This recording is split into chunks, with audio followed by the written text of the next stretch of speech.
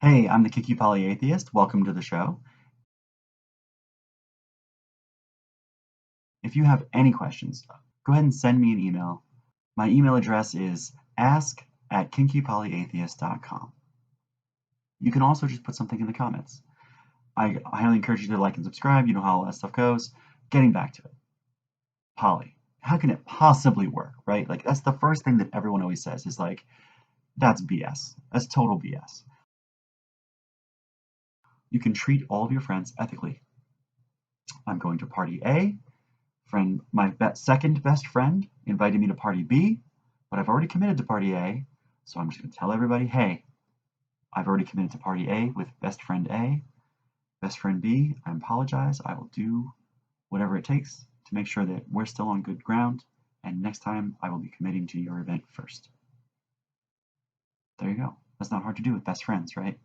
Now, why can't you do that with best friends who you also have intimacy with, right? And in all honesty, that's a whole nother conversation. Intimacy, how much intimacy versus how much sex, things like that. But you can have intimacy and respect other people and know that you're someone that you're dating is spending some time with someone else and be happy for them.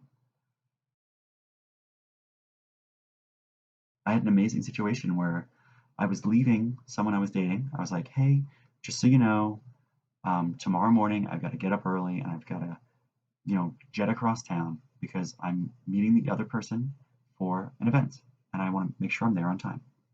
And she said, oh, cool. Thanks for letting me know.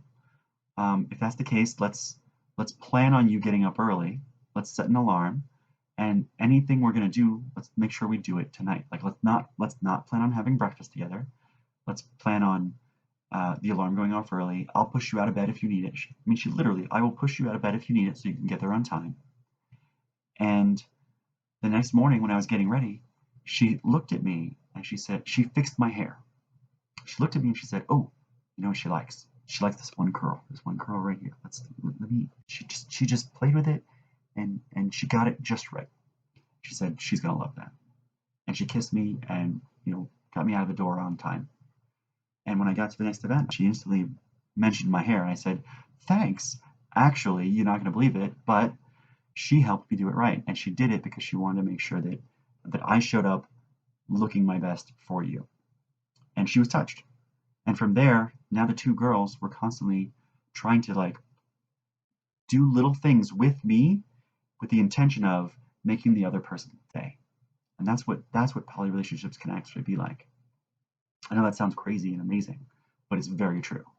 I would reach a point with a couple of people where they were rooting for each other.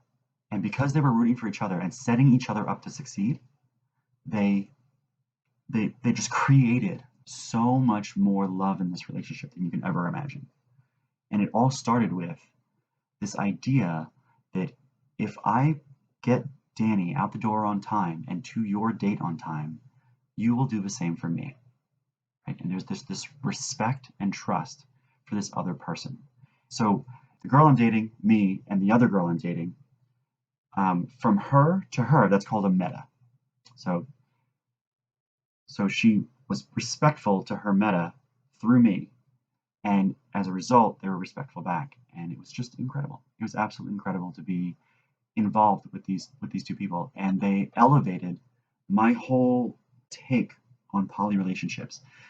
Now, if I don't get that kind of an interaction, um, let me rephrase. You don't have to have that kind of interaction. No one's required to treat their metas in any way or be friends or anything like that. But if there's not respect between the two of them, then I say to myself, I'm probably in the wrong relationship or relationships. But they have raised the bar for me, basically. Now I look for that. I look for that type of interaction where everybody is respectful to everybody and goes out of their way to make sure that everyone is getting respected, getting the time they deserve, getting treated the way they deserve, and also just being heard. As you can see, poly relationships can be amazing.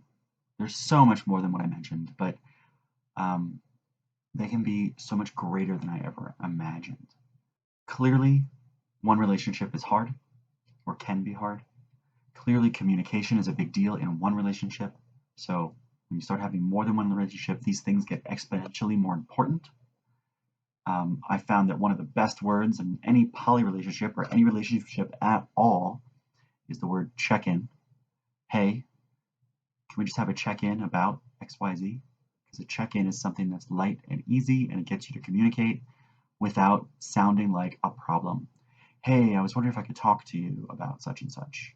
That sounds like it could be a problem. But if you're like, hey, can I just check in? Or hey, do you have some time to check in? Can you pencil me in? And we just check in about communicating about time. I want to make sure you're getting enough time and I'm getting enough time.